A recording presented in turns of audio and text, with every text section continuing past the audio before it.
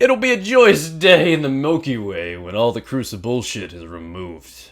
What's up, guys? Destiny is about to become a better place to be with the PvP. And it's rightfully awesome because they actually have a little bit of transparency now. They're showing us exactly what they plan to do, what is coming, and I'm stoked for it.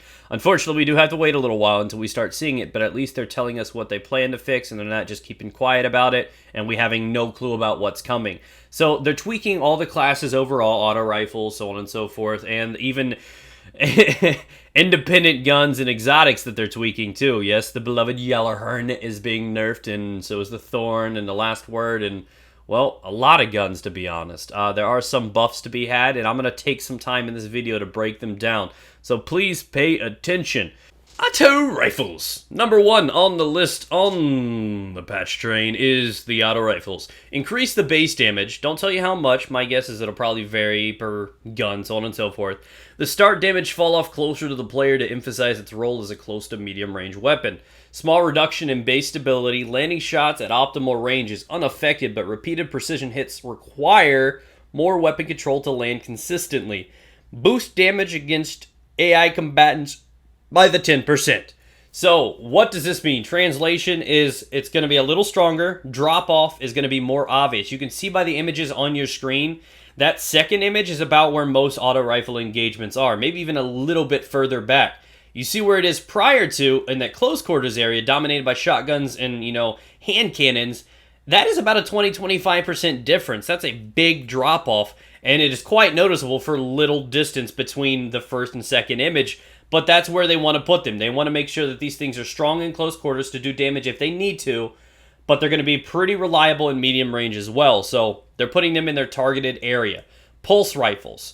Reduce base damage of medium rate of fire by about 2.5%. Burst to kill, all precision hits, is 2 or 3, depending on victim's armor stat. Small reduction in base stability. A burst should still land all shots at optimal range, medium range, but 3 precision hits will require more weapon control to land consistency. Increased magazine size for all base inventory stats. Overall, this is just a very tiny nerf, in my honest opinion. And if they're saying that if you're looking at the target, you're going to hit the target, all 3 shots are going to hit, that's one thing. They're just saying that 3 precision shots will require more control. So I think they're just kind of slightly widening the cone a little bit. So the spread, if you will. I don't know how this is going to play out exactly, but my guess is just a little bit of practice. It's not going to be too much of a difference. You may not even notice it. Now the scout rifle changes. Increase base damage for medium to high rate of fire scout rifles.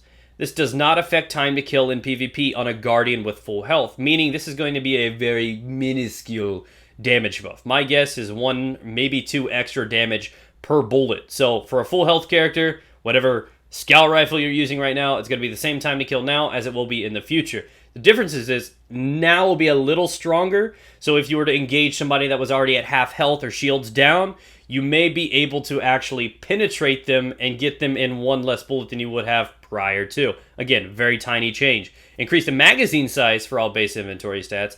Reduces final accuracy when firing from the hip. Fast firing outside of ADS will be less accurate. Boost damage by 5% against AI combatants. This overall is trying to make sure you can't hip fire your situation out and make this thing a dangerous thing in close quarters. But what this says to me is the Mida multi-tool is about to become a thing. It's already probably, in my opinion, the sleeper weapon of the game, the most underrated weapon in the game. And if there was a competitive scene for Destiny, this would be one of the most used weapons as is. It's now becoming a little bit more reliable with those. So, I don't know. Could I be predicting the new big guy? We'll see what happens. Moving on over to the hand cannons. Okay, let's be honest. How many of you guys just sat up and started paying attention finally? Yeah, I know. Start damage fall off closer to the player to limit long-range lethality. Small reduction in ADS accuracy targeted at making long-range snap shooting less reliable. Reduce final accuracy when firing from the hip. Fast firing from the hip is less reliable. Reduce magazine size for all base inventory stats, and reduce base zoom for all hand cannons. ADS now grants more width in favor of depth. What this means, ladies and gentlemen, is these are no longer snipers. These guns are going to not only have a weakened damage when you do hit those long-range shots, but the accuracy is going to be significantly impacted. The zoom is even determining that. You're not going to be able to be as reliable with the distance. And they're also reducing magazine size. This is overall just a straight up neuter to the hand cannon class. They also say reduce final accuracy when firing from the hip. And it says final accuracy, which means it should be reliable if you pace yourself from the hip. I don't know what this is going to do. My guess is this is targeting the last word. But even then, it does have that perk. It should still be reliable. So we're going to see what that does. That should basically kind of punish them, put them into the close quarters area, maybe reliable with pace shooting and medium range, and put them into the category where they belong, close quarters domination. So, shotguns, another one. Shotgun perks that enhance lethality at range should be less effective when combined with a high initial range stat. What this means, they're reducing the shot package accuracy by 30%. Rangefinder adds 5% instead of the 20% it had prior to, reduced precision damage multiplier on shotguns by 10%, and reduced damage against AI combatants by 10%. They're nerfing this for PvP and PvP. Now, the one major thing impacted by this is the fact that they're attacking the perks for the gun, not necessarily the guns themselves. So the shot package and rangefinder are taking a significant reduction. So basically, guns are guns. Are they going to make a difference? Yes. The shot package should still be boss. Is it going to be as reliable? Not so much, but it should be a still steady, strong perk to have. And the precision damage multiplier in shotguns being reduced by 10%, I don't think that's that big a deal because only just a handful of them ever hit anyways. So that's just how I feel on that one. Moving over to the fusion rifles. Slow charging, high impact fusion rifles have decreased range values. What that does is it makes it more difficult to max out range for these weapons. They're trying to make sure these things aren't that dangerous in medium range. Projectile speed for fusion rifles is slightly reduced, emphasizes the need to lead a target outside medium range. Improve accuracy for shorter range fusion rifles, and reduce accuracy for long range fusion rifles. So they're making these things a little bit more skill-based to use now. That's basically what they're doing in the end. Sniper rifles. There's only one change. Final round on sniper rifles buffs precision damage only, not base damage. This change only affects this perk when combined with sniper rifles. And they threw that part in there to let you guys know that shotguns are unaffected by that. So basically what they're doing is getting rid of the body shot final round. People can't exploit this in trials anymore, but it also kind of kills the perk for PvP entirely because a headshot's a headshot, it's a one-shot kill, it doesn't matter.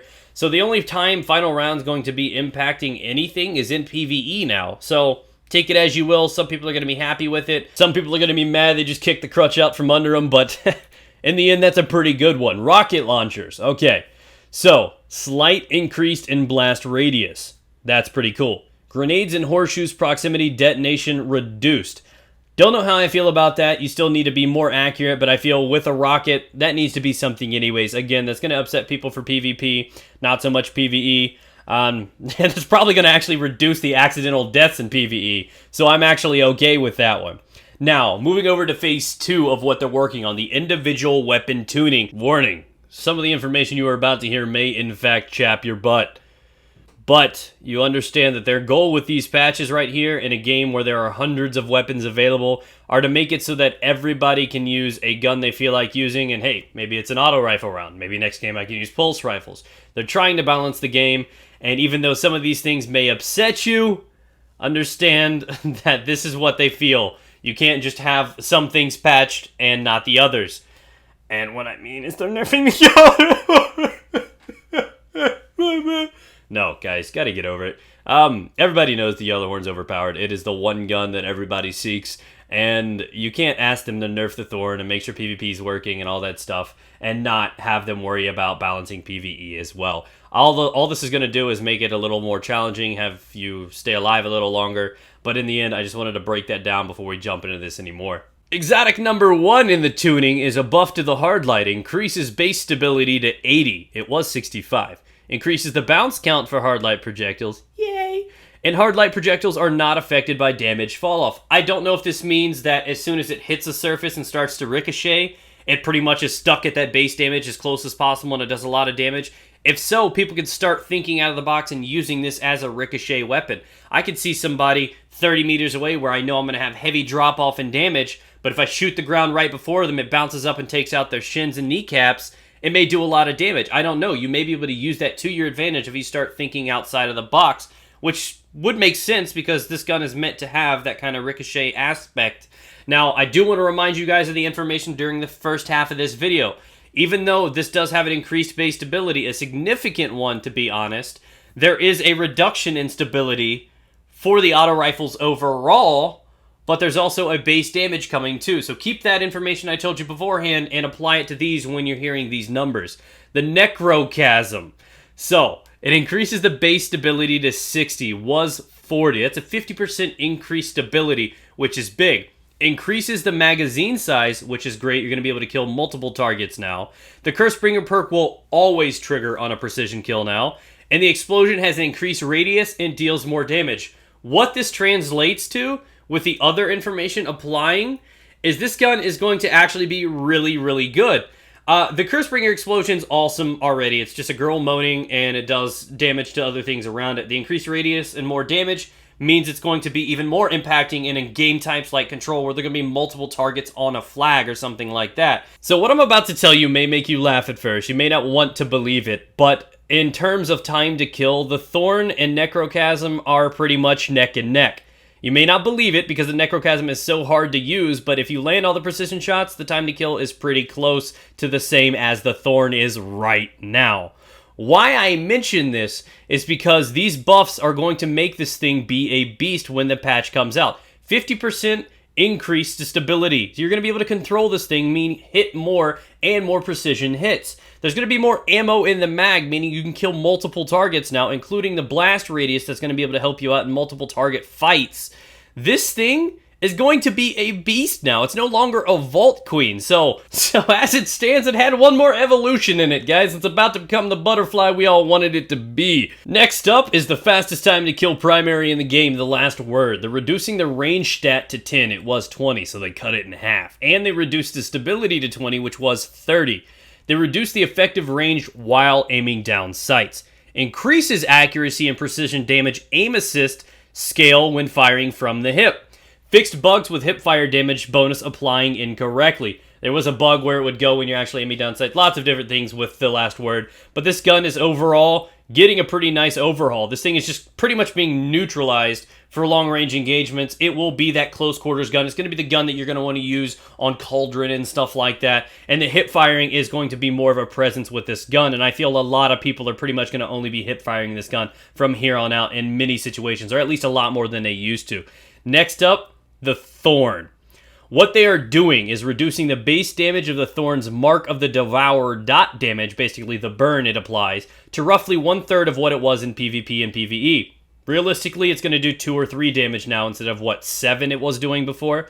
It allows the dot to stack up to 5 times across multiple landed projectiles. This is a net buff for the Thorn's dot, but reduces the lethality of the weapon in PvP.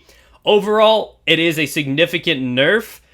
It's going to be requiring a little bit more skill to use. It's still going to be a beast. And again, this gun has that utility of putting people out of the fight. The delay for them having to regenerate their health and everything like that. So this gun should still be a beast. I don't know if this is going to be significant enough of a nerf for it, but we're just going to have to find out when the time comes. Remember the other things that were affecting the hand cannons overall too.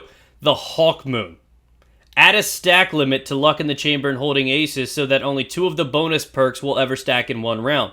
This should prevent the Hawk Moon from one-hit killing full health players in PvP, which is cool. Add 2 rounds to Hawk Moon's magazine when Holding Aces is unlocked, and Luck in the Chamber damage bonus reduced by 3%.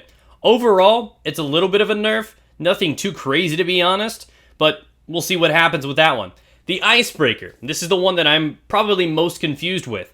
It increases the recharge time for Icebreaker rounds to 1 every 8 seconds when it used to be 5 seconds. So now it's going to take a little longer. The reason they're doing this is they want to make sure that you're using other options in PvE. The fact of the matter is, when people use Icebreaker to regenerate, they're just waiting anyways. So whether or not you're going to make them wait 5 minutes or wait, 6 minutes now is not going to really change anything because they're going to wait no matter what. You're just wasting more time for them to do what they want to do with it. So I never understood why that is even a nerf in the first place. It was actually becoming more of a viable PvP option now because of the lack of special ammo on the map. Now, that's just That's a really bad move in my honest opinion. Let me know what you guys think in the comment section. The No Land Beyond increases weapon handling speed for faster time to aim, ready, and stow. Adjust sights to fix overlap parallax issue when aimed. Increase time decay of the master to 8 seconds. Adds an additional 20% precision damage bonus while the master is active. So, overall, a buff. Clearly not going to be a nerf for the No Land Beyond. So I'm curious to see exactly how this is going to work. It's basically going to be meant as a quick scoping weapon. So we'll see how that goes out. Though it's not an exotic, it is a very, very strong powerhouse weapon in the game, the Black Hammer. Again, yet technically attacking the sniper rifles. This gun will have an increased ammo inventory to 18 rounds, and the White Nail perk now pulls ammo from your inventory. So basically all it's doing is eliminating the need to reload. It does not just give you free ammo any longer, which pretty much means nobody's going to use the Black Hammer anymore. The Lord of Wolves. Tripled recovery boost bonus for allies granted by Lord of Wolves. Great. The Gjallarhorn. The big one. The G-Horn. Reduced damage of Wolfpack rounds. That's right, guys. They're really hitting it right in the ballsack. They want to make sure that this thing is not the only gun everyone wants to use. They want to make sure you can actually have other exotics equipped, and that's why they're targeting this gun. This means now maybe you'll use a Hunger or Crota and have the Icebreaker on hand for what you need to do. And this does free up that option, which is great, but we don't know exactly how much damage or reduction is going to come in. We just know it's coming, and I expect it to be severe because the use on the chart was pretty ridiculous. And that is pretty much the end of the video, guys. Let me know what you guys think down below in the comment section. I appreciate all feedback. Be sure to leave a like on the video if you enjoyed it. Share the information with your friends. Let me know what you guys think about these guys. And I will catch you in the Crucible sometime soon, guys. Take care.